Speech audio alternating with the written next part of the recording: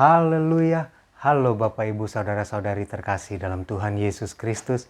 Kiranya damai sejahtera Allah yang melampaui segala akal memelihara hati dan pikiran kita semua dalam Kristus Yesus Tuhan kita. Mazmur 73 ayat 13-19 saya bacakan. Sia-sia sama sekali aku mempertahankan hati yang bersih dan membasuh tanganku tanda tak bersalah. Namun sepanjang hari aku kena tulah dan kena hukum setiap pagi. Seandainya aku berkata, aku mau berkata-kata seperti itu, maka sesungguhnya aku telah berkhianat kepada angkatan anak-anakmu. Tetapi ketika aku bermaksud untuk mengetahuinya, hal itu menjadi kesulitan di mataku. Sampai aku masuk ke dalam tempat kudus Allah dan memperhatikan kesudahan mereka, sesungguhnya di tempat-tempat licin kau taruh mereka, kau jatuhkan mereka sehingga hancur. Betapa binasa mereka dalam sekejap mata, lenyap habis oleh karena kedahsyatan.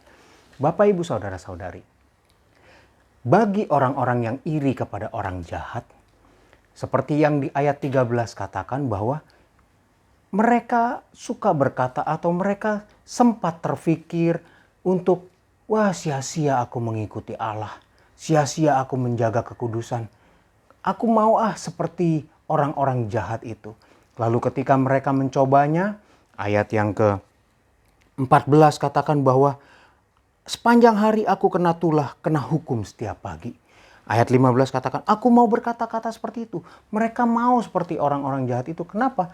Karena kelihatannya orang jahat itu, orang fasik itu, ya di ayatnya yang ketiga sampai ayat yang kelima, mereka tidak kena tulah, mereka hidupnya enak-enak saja. Tetapi kalau ketika aku mau mencoba hal itu, aku langsung dihukum oleh Allah.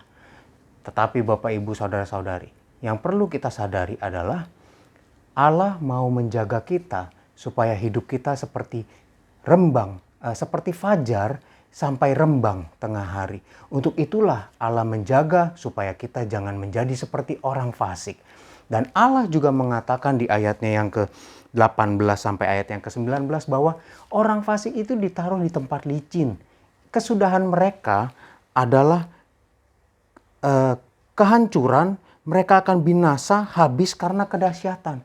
Dan ini Allah katakan melalui firman Tuhan, melalui Alkitab, sebagai akibat dari kejahatan yang dilakukan oleh orang fasik.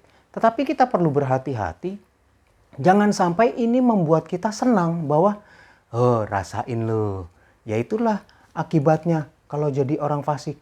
Memang lo diberkati, tapi nanti lo akan merasakan akibatnya. Engkau akan mengalami kedahsyatan Allah, kau akan hancur. Kalau kita punya pola pikir seperti itu sama aja kita tetap iri hati. Tetapi dibungkus oleh seolah-olah kita ini orang yang benar. Tapi benarnya seolah-olah. Karena apa? Kita masih senang melihat, rasain lu, nanti kamu hancur. Biar kita jaga hidup kita tetap benar. Menjadi fajar sampai rembang tengah hari.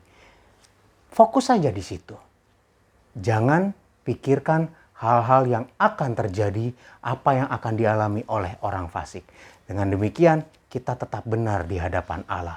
Itulah yang membedakan kita. Mari sama-sama kita berdoa. Haleluya Tuhan Yesus. Engkau baik, Engkau dahsyat dan luar biasa ya Tuhan. Engkau benar dan adil. Engkau memberitahukan tentang akibat dari kejahatan.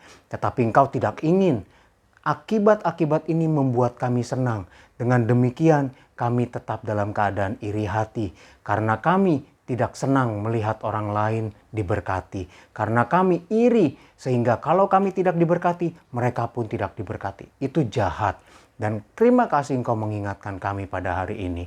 Tuhan Yesus, kami berdoa saat ini bagi umat-umat-Mu yang akan beraktivitas. Biar Engkau yang memberi hikmat, menjaga, melindungi, memberi kesehatan, kekuatan. Tuhan, jauhkan dari segala sakit, penyakit, mara bahaya, virus, bakteri, orang-orang yang ingin berniat jahat, jauhkan dari mereka semua. Biar umat-umat-Mu dapat menjalani hari ini dengan baik bersama-Mu Tuhan.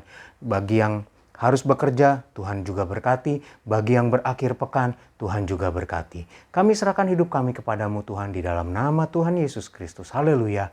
Amin. Selamat beraktivitas. Tuhan Yesus memberkati.